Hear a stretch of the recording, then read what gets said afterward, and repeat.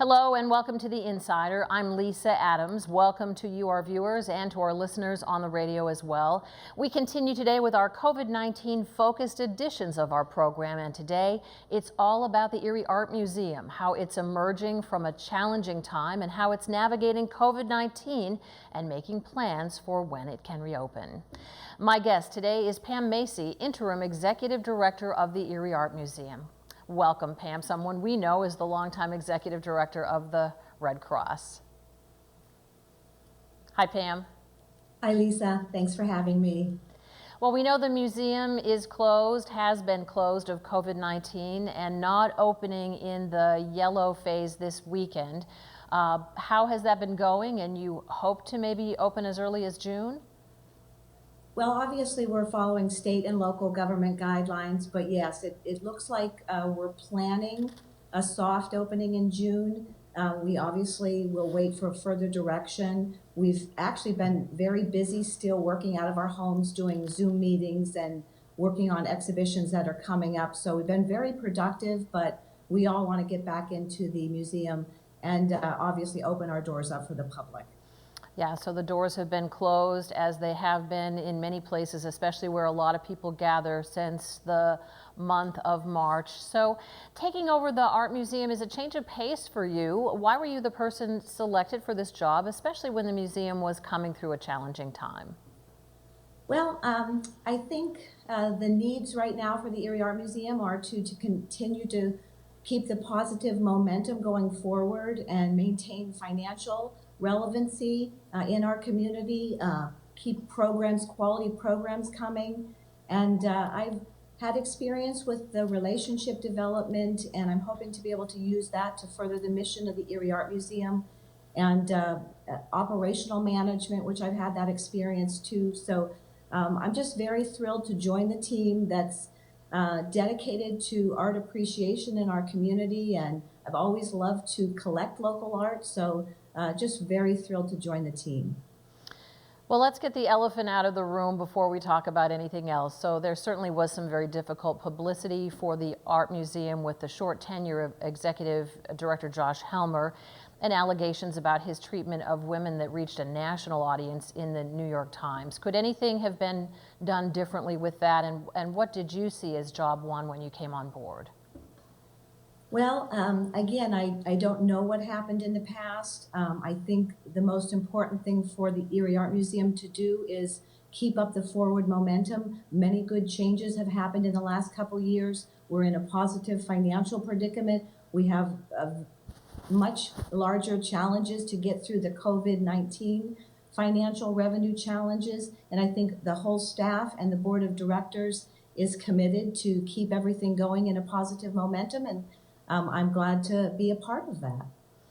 So, of course, COVID-19 is complicating absolutely everything, and a lot of museums have made a virtual tour, and the Erie Art Museum has a virtual tour as well, something people can do, including the Erie Art Museum. They can see it and their children can see it. We have an exterior shot there of the museum, but we can go inside now as well, and we can see what people can see when they take that virtual tour. They can just go online and click, right?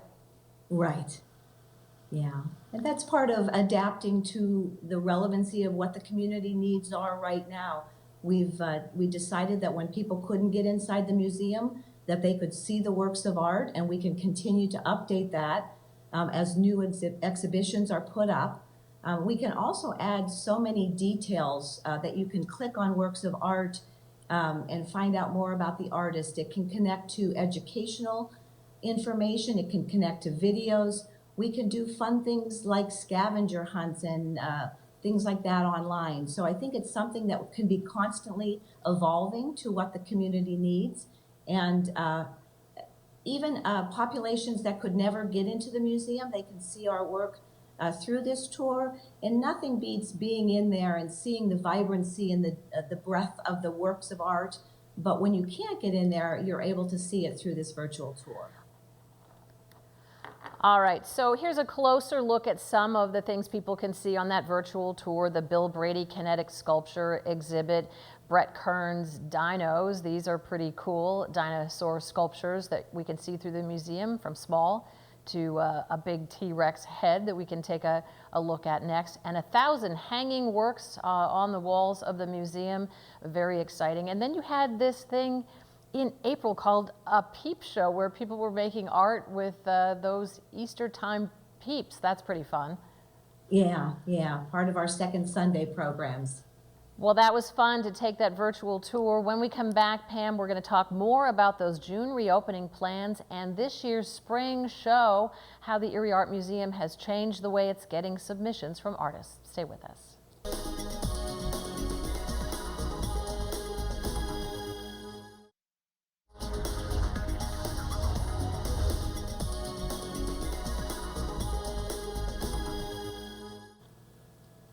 Welcome back to the Insider on air and on the radio. I'm Lisa Adams. We're talking with Pam Macy, who is Interim Executive Director of the Erie Art Museum. So the spring show, always a special time for the museum, and artists in a pretty wide circle submit works physically to a juror.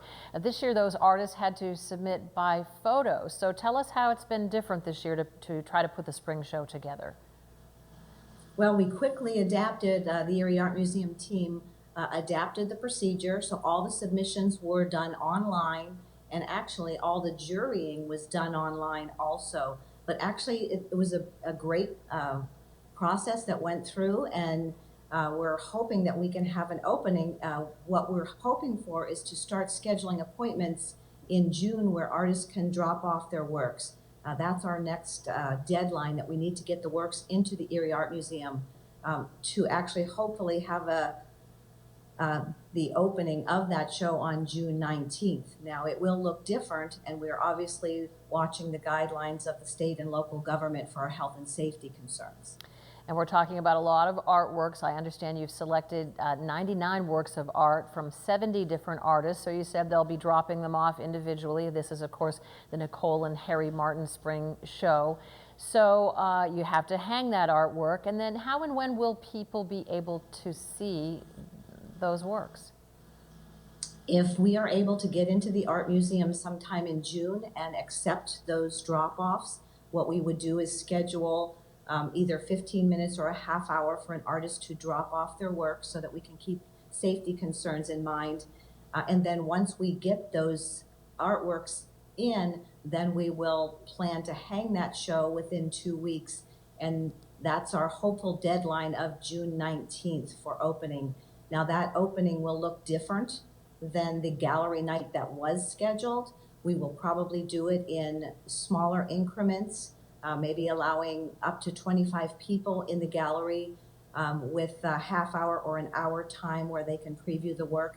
And then we'll move to appointment only. Groups can come and see it with social distancing and small gatherings by appointment. So if this works out and you do this by appointment, will there be masking for employees of the Erie Art Museum as well as the guests that are coming in? And you mentioned gallery night where you might have opened the spring show. Will this impact gallery night going on and all the other little venues that participate? Yes, at this point our gallery night for June 19th is canceled. Not every person in gallery in Erie that participates has the room and the space to do the social distancing, so we've turned our gallery night into hopefully the spring show opening. And again, we will let our public and our donors and everybody know through Facebook and emails how that will look. Will we have increments of people scheduled to come in at a time to make sure that safety is our top concern? Speaking of Facebook, I understand that you're providing pictures of the works that were not selected for the spring show because so many people submit work, so many talented artists around the region. So people can go online even now and see the works that submitted but maybe weren't chosen to be a part of the spring show? Yes, we're posting every day some of the omissions from the spring show. I believe almost 500 were submitted. So, and what we have a forum online that you can connect with that artist if you're interested in reaching out to that artist, because normally we would have a day that you come to purchase the omitted work, which was a great time for the artist to get to know patrons and potentially sell that piece. So now that's all being done online too. Well, the museum event known as Artrageous is a very important fundraiser. I know that was postponed to August, but now probably will be canceled. We're going to talk about that when we come back.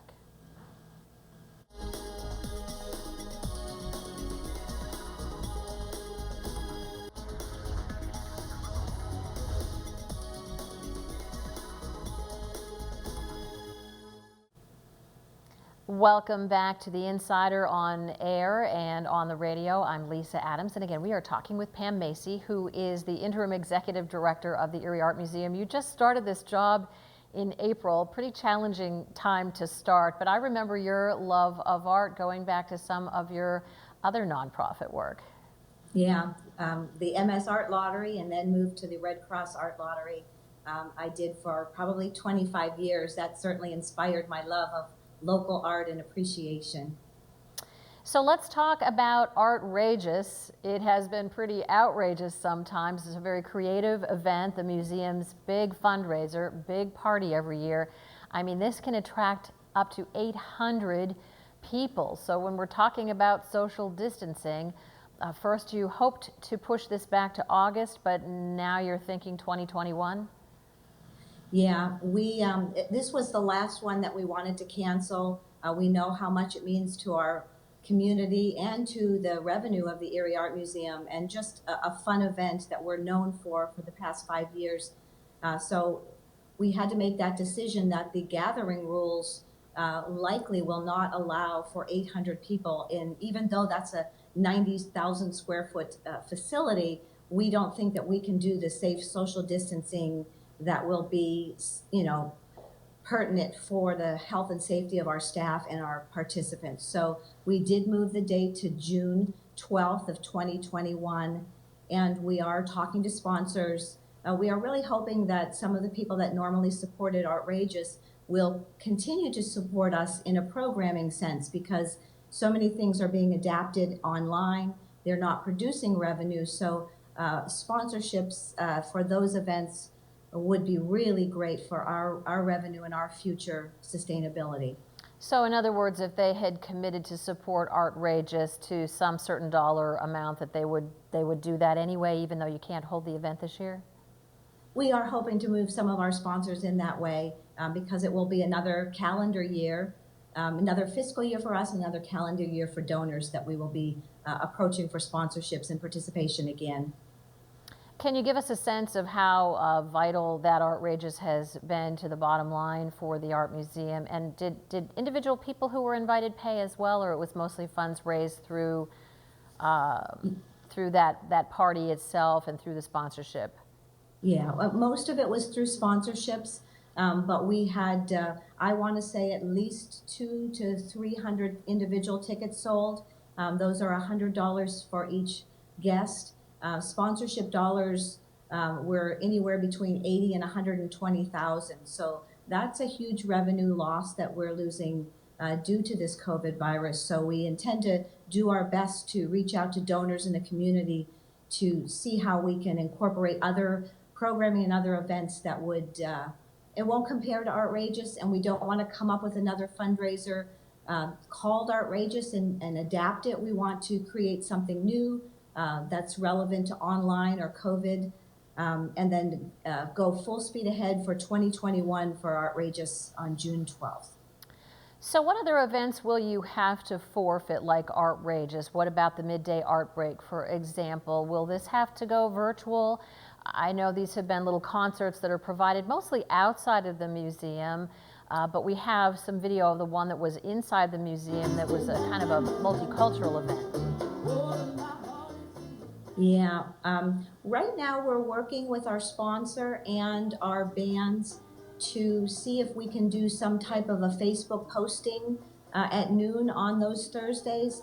We hate to lose the event. We know how much people enjoyed it, but the social distancing, we don't feel like we could monitor that and police that through our facility and outside in our courtyard and parking lots and whatnot. So we're again trying to adapt to be relevant to what's going on in today's world. So we're hoping to still provide that to you on Facebook. So like us on Facebook, follow us, and you'll get updates on the latest that we're doing. You know, you mentioned something there, and I don't want to gloss over it, that you might adapt and do something different than Artrageous, something related to COVID-19. So I wondered what you were thinking there. I mean, certainly art is an expression of so many emotions, a creative outlet for people who are passionate or afraid or challenged, and so many people are going through this pandemic time feeling all of those things. So will there be great art born out of this? And is that the type of thing you're talking about tapping into? Yeah, like you said, it's therapeutic. It brings out the creative in people. It tells a story. It talks about history and culture, and it's fun. So I think we're brainstorming every week about things that we can do that bring art education and appreciation. We are doing a lot of things online now that are not bringing in revenue, but we're going to try to bring both things that are opportunities for people to appreciate what we have and learn more about art, and then also those that are fun and that provide a revenue generation for us. We haven't come up with that perfect aspect yet, but certainly the art and the educational programs are being put online as best we can.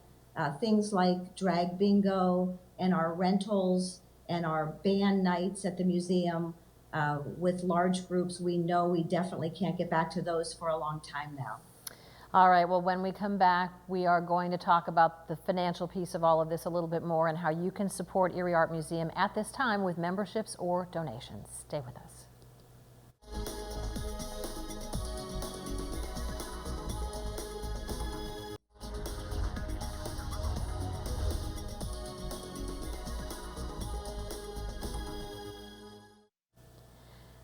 I'm Lisa Adams. Welcome back again to The Insider. It has been all about the Erie Art Museum today, and we are talking with the Interim Executive Director, Pam Macy, really about how the museum is coping with COVID-19 and working on big plans to rebound and come back from it. So what about the financial challenges for the Erie Art Museum because of COVID-19? You touched on this a little bit. Well, you touched on it a fair amount so far, but have you applied for PPP or any of these other loans to help cope through this time, quantify the losses of your revenue during the pandemic? We did apply for the PPP, and we just got word this week that we are receiving that. So that was a huge relief to my staff and myself, knowing that we can continue our work and continue to get ready for when we can open up. And that covers a lot of the expenses, especially staff is a huge expense, but it doesn't count any of the revenue that is lost during this time. April and March, we could lose $30,000 to $50,000 on average per month between programming and rentals. And the worst months are to come. We're going to lose the June weddings, family reunions. We had proms scheduled and business appointments that are hosted at the Erie Art Museum, and we love being such a great venue that people choose. But those things won't look the same in the month ahead, so I think the amount of loss that we'll experience going forward is even greater than we've lost in the past. So we know that all our donors and the whole community, the businesses, are experiencing, so much economic strain right now that it's going to be hard for all of us and the other organizations that provide this type of cultural and art experience downtown. But we are looking to promote our memberships. There's so many great options of memberships, whether you're a student, a senior, family memberships, and discounts apply, especially if you're a first-year member and a first-year renewing your membership. They're so economical, and if everybody does a little piece of it, I think it will make such a big difference. Even memberships, when you can't get inside the museum, you're not thinking of spending money to become a member. So follow us on Facebook, go to our website. You can make a donation online to support our programming and support our financial sustainability in the months ahead. But we also realize that this is affecting this whole community. So Pam, understand that growth might take a little while. So we're looking at a really cool image here about a family membership that says only $575 a month with auto renewal. So that is a really modest membership, and again, it may not be what people are thinking about right now since they can't get inside. But if a lot of families do a little piece of that, whatever, if they can afford to do it, or senior memberships, even more reasonable there, $225 a month with auto renewal. So talk about what membership means when you do reopen and when you're hoping to bring these small groups into the gallery. Well, membership gets you into all of our gallery nights and whatnot for free. That will look a little different going forward. What we'll have to do staggered opening times, maybe at the beginning. We're going to have to do potentially limited hours, maybe by appointment. But if we, depending on what the numbers are limited to, if it's 25 people and we have 3 or 4 or 10 staff members in, we'll have to accommodate that. But we will do the best we can to get you inside that art museum, appreciate the art. We have some great, not only spring show, but our lineup for summer and fall is really great. We have our highlights exhibition coming up. We have a Tracy Ziegler show that should be up in September. So many great opportunities to get out there and join us and see the exhibits and just be a part of the downtown culture. All right, we're down to the last couple of minutes here, but you did mention that there is a button on your website. Tell us what the website is, and people can click and make a donation, or they can sign up for those memberships online as well. Yes, erieartmuseum.org, or follow us on Facebook, and we send out links constantly that lead to our memberships and donate now buttons. So as we talk here, we're going to throw a few names up on the screen. You do have some board members that have been around for a while through the challenges here, and you have some new members on board. Just tell us quickly about your board and how they're helping to navigate decisions during this pandemic. And they're also looking for a new executive director. You are again in an interim role, right?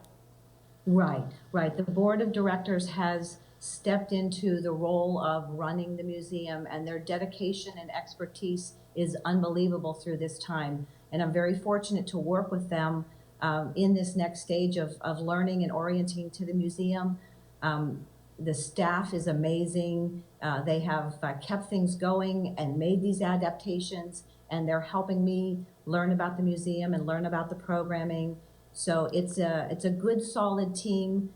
They're doing the best they can. We have started a search committee, but that's not full-blown yet. But I know that the board will be looking to hire a recruiting firm, and will work with me and with my input, and to try to find the best director going forward, and keeping the utmost safety of the staff and forward momentum of the museum in mind. Well, thank you so much for explaining that and so many things, and we certainly wish the best for the museum as we move forward into yellow and maybe green. So again, looking for that June opening date. We wish you the best. Keep us posted. Thanks, Pam. I sure will. Thanks, Lisa. And thank you for joining us as well. You can always email me your ideas for The Insider at ladams@wicu12.com. Join us again next time.